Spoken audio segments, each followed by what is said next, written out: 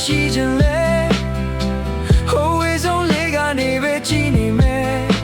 တကနာလောက်ပေးတဲ့ပျော်ရွှင်မှုတွေကျေးဇူးတင်ပါတယ်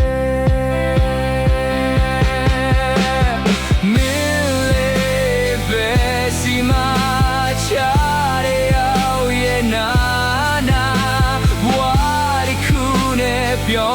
နေလဲငါကတော့ဝေးကနေပဲ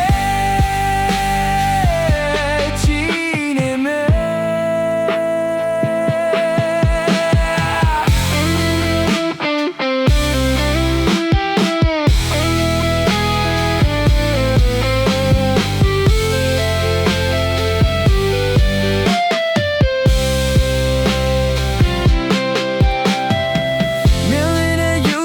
can